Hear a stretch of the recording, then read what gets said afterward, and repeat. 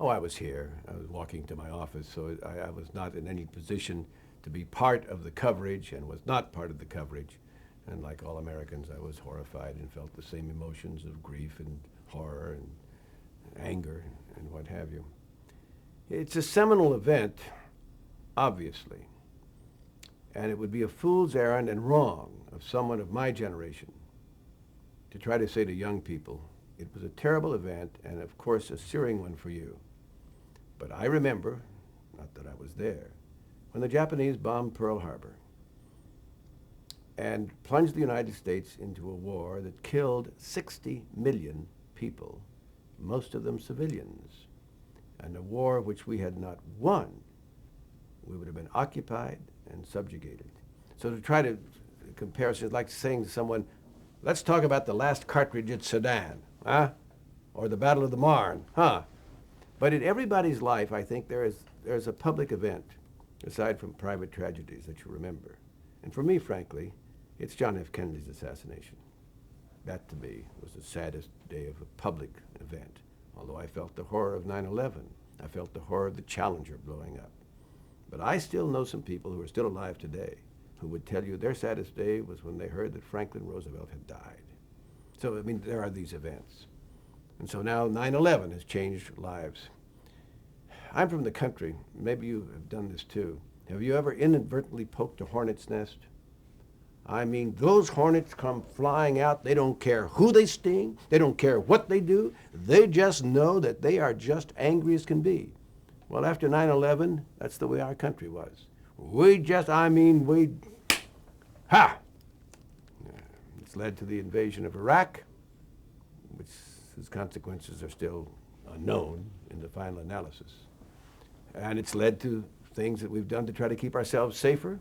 Take off your shoes. We're going to pat you down at the airport.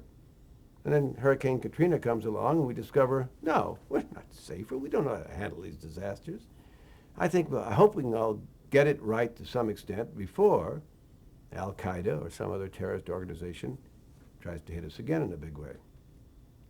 But in the meantime, we've given up some, I don't think at the moment, a tragic amount of our personal liberties in the name of those hornets trying to find out who poked us.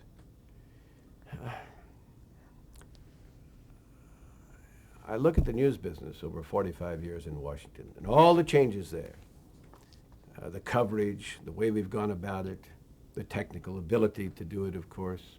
I look at the town and the changes in our political system, the way people treated each other in Congress when I came versus the way they treat each other today. Today it's a divided camp.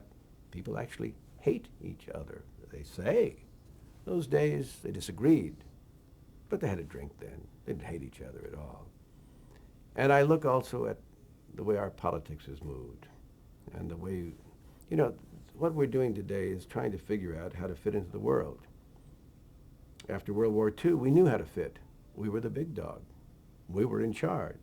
Oh, we had a terrible potential enemy in the Soviet Union. They could obliterate us as we could obliterate them, but we were still the big dog.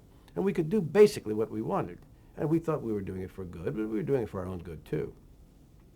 My view is today we can't do that. We have to integrate with the world. We can still be very big and very large, but we can't say it's my way or the highway. We can't say it's, you don't like it, go lump it, because they'll take us. China will take us. Asia will take us. Europe.